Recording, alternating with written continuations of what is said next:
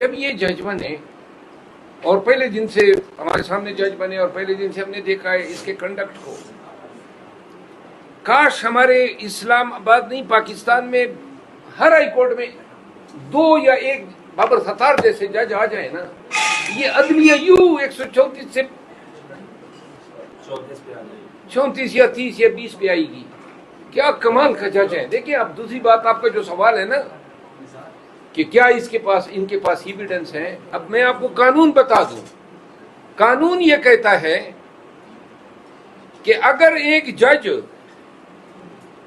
اپنے آرڈر میں یا اپنے خط میں غلطی سے بھی غلط بات لکھ دے، مثال کے طور پہ جج صاحب مجھے کہتے ہیں میں 14 تاریخ آپ کو دے رہا ہوں اور میں نے 14 اپنی ڈائری میں لکھ لیا اور جج صاحب نے غلطی سے وہاں پہ 18 لکھوا دی اور 14 کو میں پیش نہیں ہوا، 18 کو میرا کیس ڈسمس کر دیا اور آگے سے میں نے جج صاحب پہ بہتان شروع کر دیا. بہتان نہیں ہے حقیقت.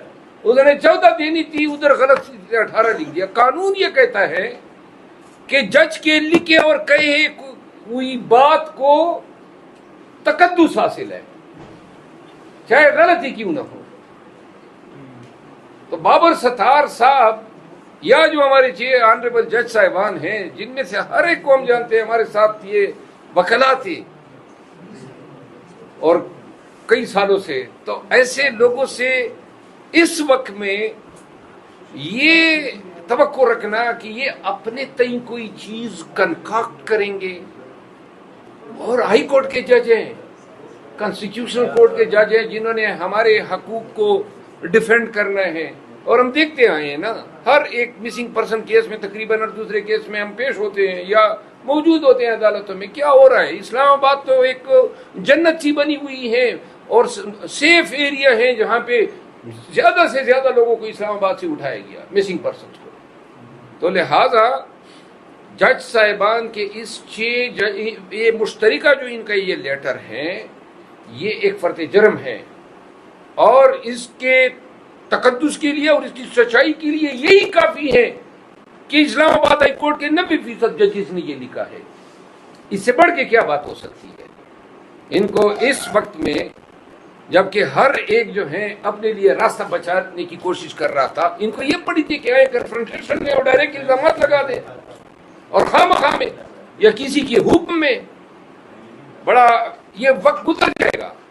یہ 8-10 سال کے بعد جو ہیں، یہ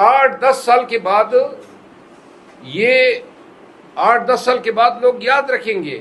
ایک ایسے دور میں بھی ایسے 6 لوگ اٹھے اور پھر بعد میں کیا ہوا؟ پشاور ہائی کورٹ نے اس کی تصدیق کر دی، لاہور ہائی کورٹ نے تصدیق کر دی. یہ ساری عدالتیں آپ کی کانسٹیٹیوشنل کورٹ غلط بیانی کا شکار ہوئی ہے. میں کہیں ان کی بے توقیری کر دوں، it's out of question. Generally آپ دیکھتے ہیں یہ لڑائی جھگڑے کا ہونا یہ ایکسیپشنز ہے. کئی ایک دفعہ کوئی ہو جاتی ہے، کوئی 3-4 مہینوں میں، روزانہ نہیں ہوتی ہے. اس کی وجہ یہ ہے کہ ایک احترام کا رشتہ ہے. اب جہاں پہ لڑائی ہو جاتی ہے اس کی بھی ذرا آپ دیکھ لیں نا. وہ خاتون کا سوال آپ کو یاد نہیں ہے، میرا جواب تو آپ کو یاد ہے لیکن اس کا سوال آپ کو یاد نہیں ہے. تو سوال کو آپ کو یاد رکھنا چاہیے تھا. اگر آپ مجھ سے سوال کرتے ہیں اور سوال آپ کا یہ ہے کہ حضرت آپ نے راستے میں آتے ہوئے فلاں کا جیب کاٹ دیا اور یہ کیمرے پہ آپ مجھ سے پوچھ رہے ہیں اور آگے سے میں پوچھوں کہ کس نے آپ کو کہا اور آپ کہیں کہ ذرائع کہہ رہے ہیں، تو ان ذرائع کو میں سلام کروں گا؟ آپ بتائیں. اگر مجھ پہ کوئی آپ الزام لگا رہے ہیں تو ذرائعوں کے پیچھے پناہ مت لو، پھر بتاؤ کہ کیا ایویڈنس ہے، یا پھر یہ کہیں کہ جناب میں خود آپ کے پاس قصداً بے توقیری کرنی ہے، ذرائع کو میں کوٹ کر رہا ہوں. میں نے قطع نظر اس چیز نہیں، میں آپ کو عرض کروں نا، سنیں نا دوسری میں نے جو بات کی نا، میں آپ کو عرض کروں، میں پھر آپ کو ریپیٹ کر کے کہتا ہوں کہ بے توقیری کسی صورت میں ایکسیپٹیبل نہیں ہے. ٹھیک ہے نا جی؟ چاہے آپ ذرائع کوٹ کریں، چاہے آپ فرینڈز کو کوٹ کریں. بالکل ہمیں پتہ ہے، خود ہمارے صحافی حضرات کے ساتھ رابطے ہوتے ہیں، وہ ہم سے بعض اوقات بات پرائیویسی میں اگلوا بھی لیتے ہیں، لیکن اس کا یہ مطلب نہیں ہے. میں اب آپ کو ایک اور مثال دوں. ایک اور حضرت نے جو ہیں مجھ سے سوال کیا، ہاں وہ شخص ادھر موجود بھی ہے، ہاں اب اس کو دیکھیں، وہ مجھ سے سوال کرتا ہے، اچھی طرح جانتا ہوں بلکہ بچوں کی طرح ہے، وہ کہتا ہے کہ آپ جو ہیں بھیک مانگتے ہوئے فلاں کے پاس جائے اور فلاں سے آپ بھیک مانگ رہے، یہ سوال ہے یا آپ میری توہین کر رہے ہیں؟ سنیں تو صحیح نا، کس نے آپ کو حق دیا ہے کہ آپ سوال میں مجھے گالیاں سنا دیں اور آپ کا خیال یہ ہے کہ میں خاموش رہوں گا، برداشت کروں گا؟ جدھر آپ کی وہ کہتے ہیں نا آپ کی آزادی وہاں ختم ہوتی ہے جہاں میری ناک شروع ہوتی ہے۔ انگریزی کا مقولہ ہے کہ your freedom ends where my nose begins. تو لہذا جب آپ کسی کے احترام کو، کسی کی عزت کو، اور ہم جو ہے نا، میں آپ کو بتاؤں، میں 15 سے دن ہو گئے میں کسی چینل پہ نہیں جا رہا، اور یہ نہیں ہے کہ کسی نے مجھے منع کیا ہے، اپنی مرضی سے نہیں جا رہا ہوں کیونکہ میں تنگ آ گیا تھا۔ میں بہت سارے صحافی حضرات ایسے ہیں الیکٹرانک میڈیا کے جن کے پاس میں جاتا تھا، اپنی دانش میں نے سچ بولا ہے جو میں سمجھتا ہوں، کوئی لیکن میں نے یہ دیکھا نا کہ وہ آؤٹ آف کنٹیکسٹ بعض اوقات چیزیں ہماری جو ہیں وہ کوٹ ہو جاتی ہے، تو لہٰذا میں نے یہ ڈیسائیڈ کیا کہ میں اپنی انٹریکشن ہی کم کر دیتا ہوں، جب میری مرضی ہوگی تو چلا جاؤں گا، نہیں ہے تو نہیں جاتا ہوں۔ اب ادھر ایک چینل سے نکلتے تھے، دوسرے میں گھس جاتے تھے، تیسرے میں، ایک دن میں 5 6 انٹرویو دینے پڑتے تھے، اور یہی ٹائم ہوتا ہے 7 بجے 8 بجے بچوں کے ساتھ دوستوں کے ساتھ پارٹی کا کام کرنا یا کیسٹ بنانے کا کام تھا۔ تو لہٰذا ڈیسائیڈڈ کہ میں یہ جو ہم ایک دوسرے کے ساتھ ایک وقت دیتے ہیں نا، یہ بیسیکلی ایک زمانے میں آپ کو کیئر کی ضرورت ہے، ایک زمانہ تھا آپ لوگوں نے مجھے اٹھایا تھا نا، آپ نے میری شناخت کرائی، اور اب ایک وقت ہے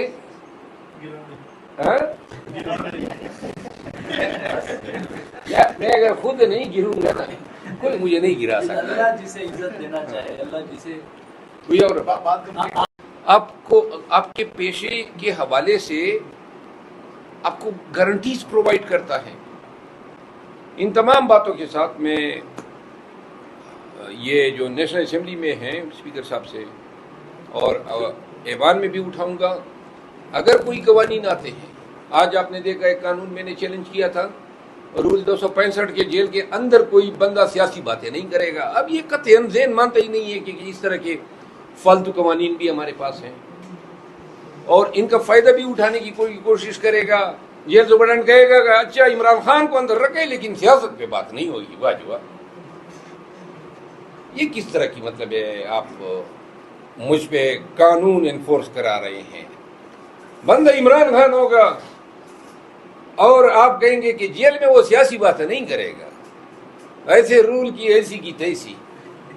یہ رول 265 آج آپ نے دیکھا نا، عدالت میں ہم گئے، میں نے چیلنج کیا تھا کہ یہ رول جو ہیں یہ منطق کو، عقل کو، دلیل کو، شعور کو ایکسیپٹیبل ہی نہیں ہے۔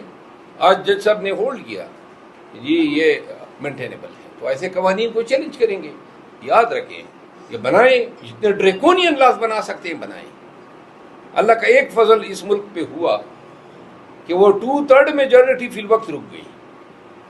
اگر 2/3 میجورٹی رہ جاتی، آپ یقین کریں انہوں نے اس ملک کا ستیہ ناش کرنا تھا، ایسے ظلم اور جبر کرنا تھا آئینی ترامیم کے ذریعے۔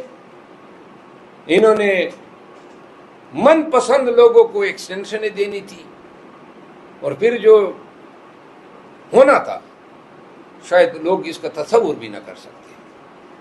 تو لہذا ان تمام گزارشات کے ساتھ آپ کے ساتھ ہمیشہ میں نے آپ کا احترام کیا ہے۔ بہت سارے لوگ جو ہیں آپ میں سے بہت سے لوگ they are the legends in the making. ایک وقت آئے گا کہ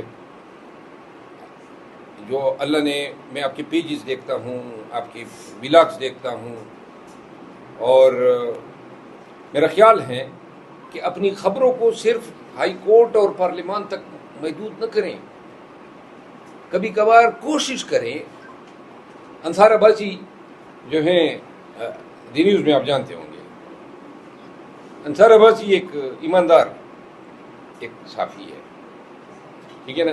آپ جو ہے نا اس کی ایک انویسٹیگیٹو جرنلزم اس کا ایک یہ رہا ہے، بہت سارے اس نے چیزوں پہ باتیں کہی ہے. حالات کو دیکھتے ہیں تو ہماری میڈیا لاز شروع ہی ہوتے ہیں آرٹیکل 19 سے کہ جی آپ بھی اسی میں اپنا تحفظ ڈھونڈتے ہیں، اور ریاست یا سرکار جب ہاتھ ڈالتی ہیں تو وہ بھی اپنے کیے کرائے کو ڈیفینڈ کرتی ہیں آرٹیکل 19 میں.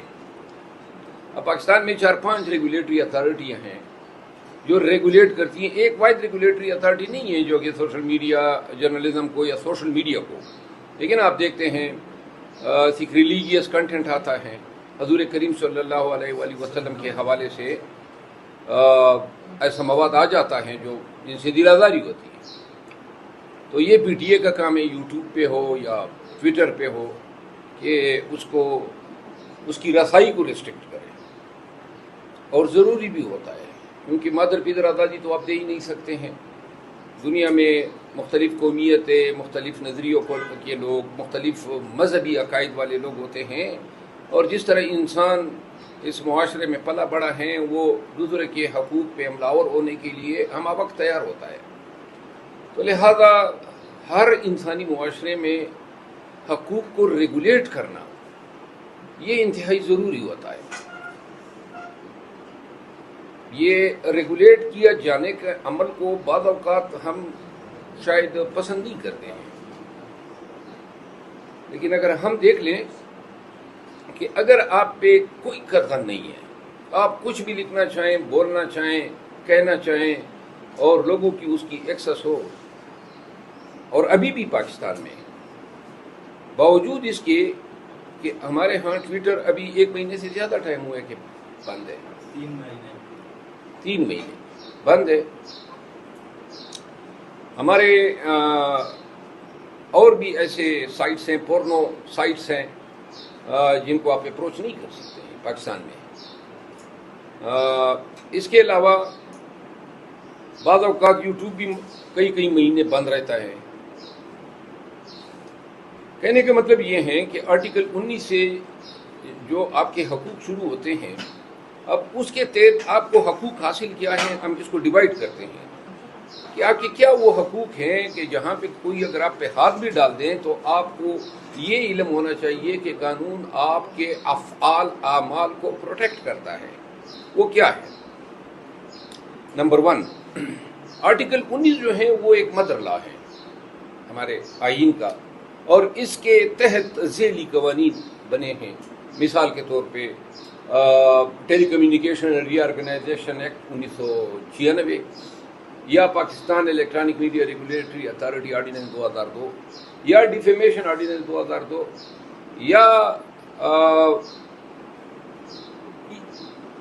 یہ electronic crimes act 2016 پیکا، Pakistan electronic crimes act 2016، یا پیمرا امینڈمنٹ ایکٹ 2017. اب یہ قوانین کیا ہیں، کس لیے بنے ہیں؟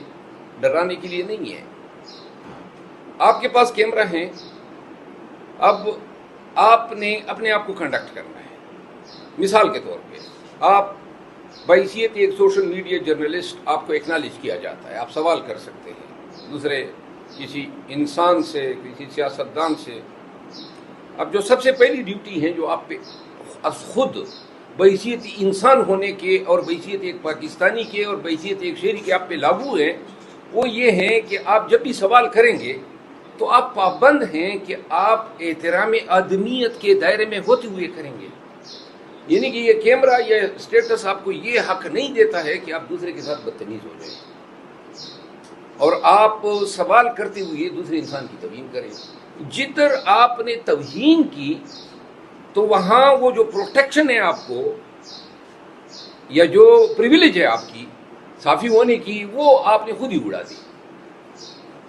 کیونکہ احترام آدمیت جو ہے آرٹیکل 14 وہ بھی ہمارے بنیادی آئین کا حصہ ہے.